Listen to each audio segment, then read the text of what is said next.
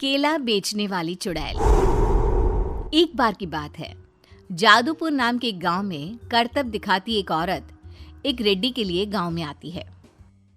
आइए आइए मेहरबान कदरदान, खाइए रोहड़ा के ताजे ताजे केले। कभी खाए नहीं होंगे ऐसे केले, पीले पीले केले खाइए।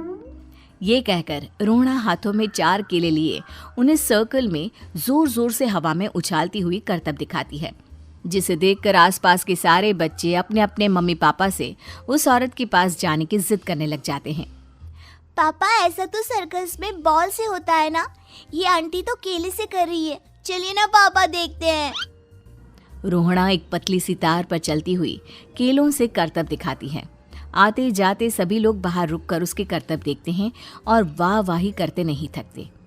जैसे ही एक आदमी पास आकर उसे पैसे देने लग जाता है, तब वो कहती है, अरे नहीं नहीं साहब, मैं करतब तो बच्चों के मन को बहलाने के लिए करती हूँ।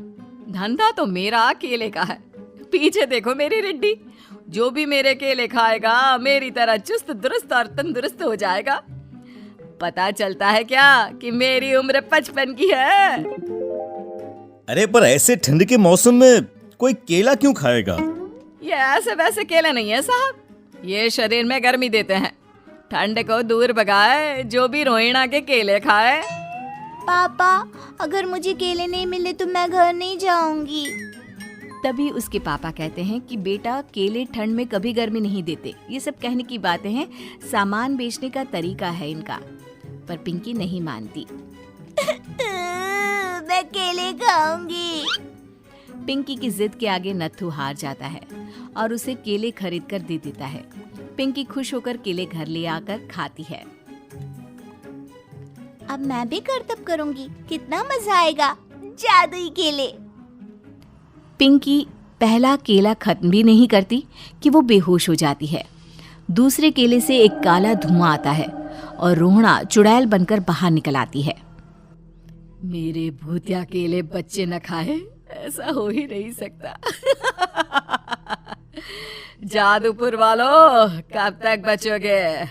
आ गई हूं मैं रोहड़ा, जिसका कोई नहीं कर सकता सामना। रोहड़ा पिंकी को गोद में उठाकर काले धुएं में कहीं गायब हो जाती है। शाम के वक्त नत्थू घर लौटता है और पिंकी को घर में ना पाकर उसकी माँ से कहता है, माँ पिंकी कहाँ है? अरे बेटा, उसे तो तू सुबह करतब दिखाने ले गया था ना, फिर कहाँ वापस आए तुम दोनों? मुझे लगा तू उसे अपने साथ मंडी ले गया होगा। हे भगवान, मेरी बच्ची कहाँ गई? मैं उसे घर ही तो छोड़कर गया था माँ। नत्थू गांव के घर कोने में अपनी बेटी को ढूंढता है, पर उसे वो कहीं नहीं मिलती। परेशान होकर आखिर रो रो कर नत्थू हिम्मत हार कर घर लौट आता है। अगली सुबह रोहड़ा फिर से करतब दिखाने आती है और इस बार पिंकी की तरह रोनी केले खरीद लेता है। 50 रुपए दिए थे पापा ने, सारे पैसों की मैंने केले खरीद लिए हैं। अब मैं भी आंटी की तरह ही करतबबाज बन जाऊंगा। यही सोचते हुए रोनी केले खाता है और पहला अकेला केला आधा खत्म भी नहीं करता कि चुड़ैल उसके सामने आ जाती है। मेरे साथ चलने का समय आ गया है रोनी। ये तो बस शुरुआत है। अब इस गांव के सारे बच्चे धीरे धीरे मेरे कब्जे में होंगे, एक बच्चा भी नहीं बचेगा। ये कहकर रोना रोनी को गोद में लेकर काले धुएं में अदृश्य हो जाती है। इसके बाद हर रोज गांव में से कोई ना कोई बच्चा गायब होता, पर ऐसा क्यों हो रहा है किसी को भी समझ में नहीं आ पा रहा था। रोज की तरह अपनी बेटी पिंकी की तलाश में नत्थू गांव के एक तालाब के पास बैठा रो रहा था। कहाँ गई मेरी पिंकी? शकुंतला के जाने के बाद एक वही तो मेरा सहारा थी। अरे उसकी आत्मा कोस रही होगी मुझे कि मैं अपनी बच्ची को संभाल भी नहीं पाया। नत्थू ये कहता हुआ रो ही रहा था कि तभी तालाब में से उसे शकुंतला की आवाज सुनाई देती है। कहाँ थी तुम शकुंतला? हमारी बच्ची और सारे गायब हुए बच्चे रोहड़ा के कब्जे में हैं। वो बच्चों को जो केले देती है उससे बच्चे बेहोश हो जाते हैं और उसके कब्जे में आ जाते हैं और वो उन्हें ले जाकर काली दुनिया में ले जाती है। पर वो ऐसा क्यों कर रही है?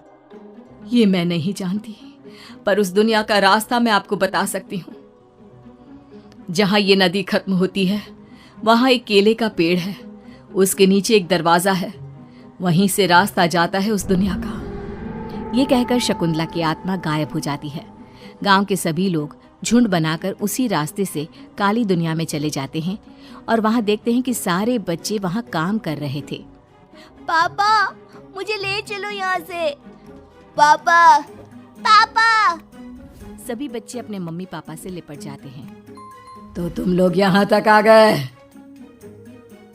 क्यों हमारे बच्चों को पकड़ लिया तूने? तुझे शिकार ही बनाना है तो ले, हम सब आ गए हैं, हमें खा ले।